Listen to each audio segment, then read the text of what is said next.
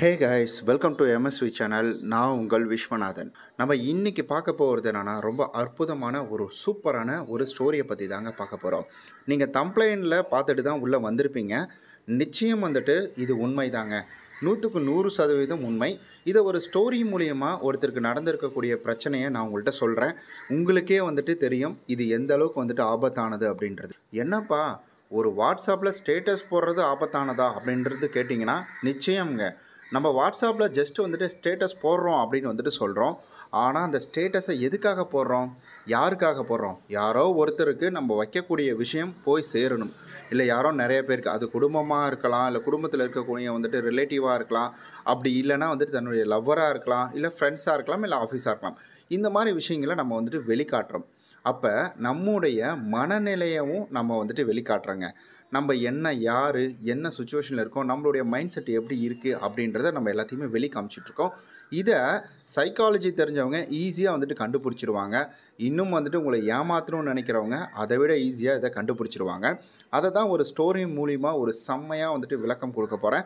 வீடியோவை ஸ்கிப் பண்ணாமல் பாருங்கள். நீங்கள் இன்னும் நம்மளுடைய எம்எஸ்வி சேனலை சப்ஸ்கிரைப் பண்ணினா மறக்காமல் சப்ஸ்கிரைப் பண்ணிக்கோங்க. அப்படியே கூட இருக்க பெல் பட்டனையும் ப்ரெஸ் பண்ணிக்கோங்க.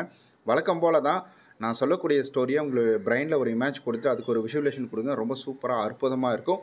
ஒரே ஒரு ஹெட்ஃபோனை வந்துட்டு ஒரு காதில் போட்டுக்கிட்டு நீங்கள் சவுண்டை வந்துட்டு மைல்டாக வச்சு கேளுங்க. ஒரு மிகப்பெரிய ராஜா, அந்த ராஜா பார்த்திங்கன்னா நிறைய ஆட்சி புரிந்து, நிறைய போர் புரிந்து, நிறைய ஊரை வந்துட்டு அவருடைய கட்டுப்பாட்டுக்குள்ளே கொண்டு வந்துட்டாருங்க. அந்த ராஜாவுக்கு எல்லாமே வாழ்க்கையில் சாதிச்சிட்டோம், நம்ம தான் எல்லாமே அப்படின்ற மாதிரி ஒரு தற்பெருமை அப்படின்றது ராஜாக்குள்ளே இருக்குது. அதே போல் இன்னொரு குணம் ராஜாவுக்கு இருக்குங்க. என்னென்னா, தன்னை பற்றி வந்துட்டு என்ன அவருக்கு வந்துட்டு இன்றைக்கி என்ன மனநிலை இருக்கோ அதை என்ன செய்வார்னா, தன்னுடைய வந்துட்டு மந்திரியார்கள்கிட்ட, தன்னுடைய அரசவையில் வந்துட்டு அதை பற்றி இவர் ஓப்பனாக சொல்லிடுவார். இன்றைக்கி எனக்கு ஒரே வந்துட்டு சங்கட்டமாக இருக்குது, இன்றைக்கி எனக்கு வந்துட்டு வேலை ரொம்ப வந்துட்டு பிடிக்கவே இல்லை, வேலை செய்கிறதுக்கே பிடிக்கல, இன்றைக்கி வீட்டில் பார்த்திங்கன்னா நமக்கு ஒரு பிரச்சனை, என்ன இப்படியே நைன்ட்டே இருக்கிறாங்க, ராணியோட வந்து பேச்சுவார்த்தையே சரியில்லை அப்படின்ற மாதிரி நிறையா விஷயங்களை இவர் சொல்லிக்கிட்டே இருக்கிறாருங்க. இப்படியே வந்துட்டு காலம் போய்கிட்டே இருக்குது. ராஜாவுக்கு பார்த்திங்கன்னா இதே குணங்கள் தொடர்ந்து வந்துட்டு நடந்துக்கிட்டே தான் இருக்குது. அவரும் வந்துட்டு அரசவை கூட்டக்குள்ள இந்த விஷயத்தை அரசவையில் மக்களுடைய இதை பற்றி பேசி முடிச்சதுக்கப்புறம் இதையும் வந்துட்டு பேச ஆரம்பிச்சிடும். இப்படியே நாட்கள் போயிட்டே இருந்துச்சு. ராஜா ஒரு விஷயத்தை வந்துட்டு நோட் பண்ணுறாரு. என்னன்னா, தன்னுடைய கஜானாவில் இருந்து பணம் குறையிறத வந்துட்டு அவர் நோட் பண்ணுறாரு. இது எப்படி சாத்தியம் அப்படின்றத வந்து யோசிக்கிறார். நம்ம யாருக்கிட்டையும் எதுவுமே வந்துட்டு இது பண்ணலையே, நம்ம தானே கஜானாவை பார்த்துக்கிறோம், எப்படி மந்திரியார்களுக்கு மட்டும்தானே இதை பற்றி தெரியும், அப்போ மந்திரியார்கள் நம்மளை ஏமாத்துறாங்களா அப்படின்னு சொல்லி அரசவையில் எல்லாத்தையுமே கூப்பிட்டு பயங்கரமாக திட்டி விட்டுறாருங்க. யார் பணத்தை எடுத்து எனக்கு சொல்லி ஆகணும், இல்லைன்னா அவங்கள வந்துட்டு நான் வந்து தண்டனை பெருசாக கொடுப்பேன், நீங்களே ஒத்துக்கிட்டீங்கன்னா பிரச்சனை கிடையாது அப்படின்னு சொல்லி இவர் வந்துட்டு சொல்லி சத்தம் போட்டு வந்துட்டு பேசுகிறாரு.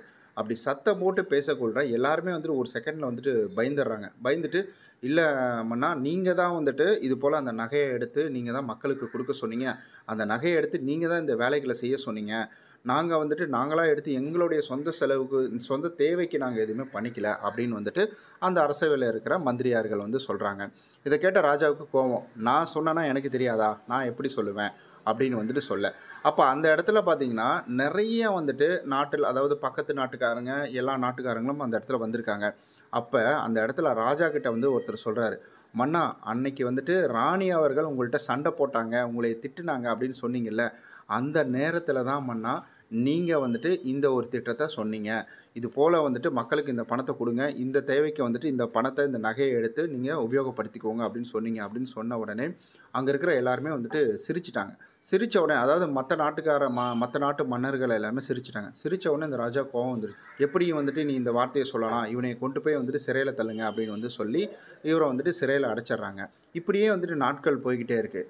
அப்போ ராஜா தொடர்ந்து இதே வேலைகளே பண்ணிகிட்ருக்காரு. மறுபடியும் வந்துட்டு இதை ஒரு வேலையாக பயன்படுத்தி அந்த வந்துட்டு மந்திரிகளில் இருக்கிற ஒரு கருப்பாடு என்ன செய்யுது அப்படின்னா, அங்கே இருக்கிற பணத்தெல்லாம் வந்துட்டு சுருட்ட ஆரம்பிக்குது. மன்னர், இந்த மாதிரி தான் வந்துட்டு மன்னர் நீங்கள் வந்துட்டு சொன்னீங்க, நீங்கள் இதை பண்ணீங்க, அதை பண்ணீங்கன்னு சொல்லிட்டு இந்த பணத்தை எல்லாத்தையுமே சுருட்ட ஆரம்பிக்குது. அப்போ என்ன ஆகுதுன்னா, ராஜாவுக்கு ஒரு கட்டத்தில் கோவம் பயங்கரமாக வந்து, நீங்கள் மந்திரியார்கள் எல்லாத்தையுமே நான் மாற்றுறேன் அப்படின்னு சொல்லிட்டு என்ன செய்கிறாருன்னா, மந்திரியார்கள் எல்லாத்தையுமே மாற்றிடுறாரு. அதற்கு அடுத்தது அந்த இடத்துக்கு பார்த்திங்கன்னா நல்ல ஒரு படித்த பசங்களாக, நல்ல வந்துட்டு நாலேஜ் இருக்கக்கூடியவங்களாக வந்துட்டு அந்த இடத்துல போகிறாரு. வயதானவங்களையும் போடுறாரு, வயதில் சின்ன பசங்களையும் வந்துட்டு அந்த இடத்துல போகிறாரு.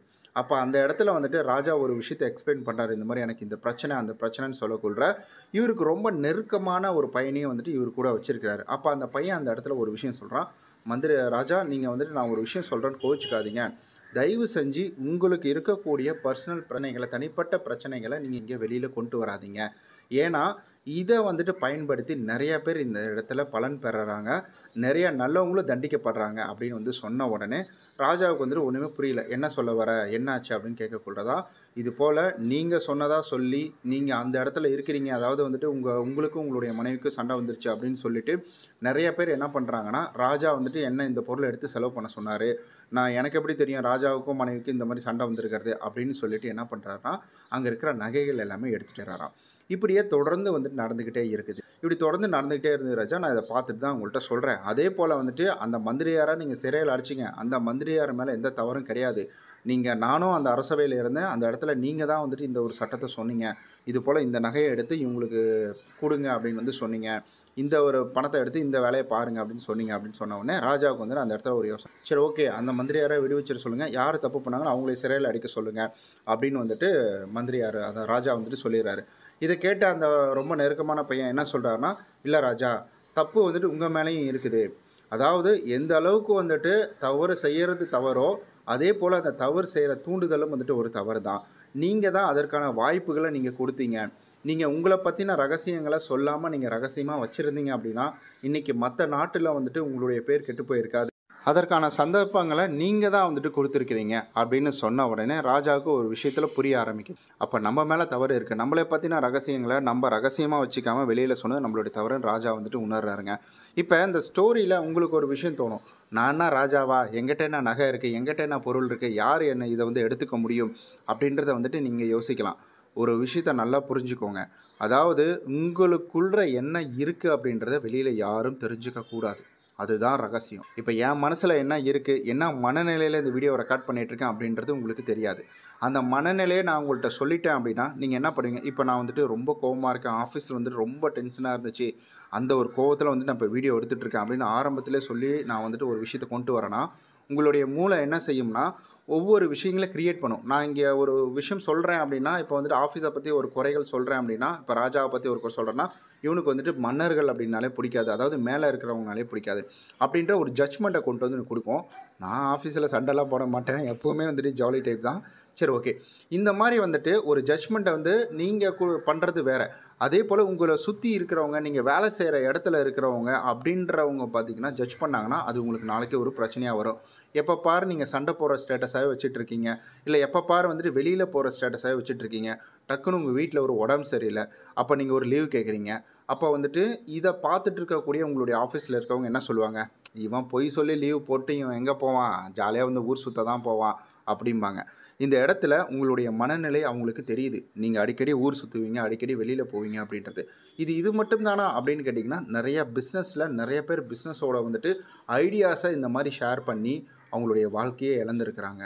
அதே போல் இன்னொரு முக்கியமான விஷயம் என்னென்னா, நான் படத்துக்கு டிக்கெட் எடுத்துட்டேன், சூப்பர் ஜாலி அப்படின்னு சொல்லிட்டு அதை ஸ்டேட்டஸாக வச்சவங்க அதை வந்துட்டு ஸ்கேன் பண்ணி வேறு ஒருத்தவங்க இவங்களுக்கு முன்னாடி படத்தை பார்த்து சீட்டில் போய் உட்காந்து அந்த மாதிரி பிரச்சனைகள் அப்படின்றதுலாம் வந்துட்டு வந்திருக்குது.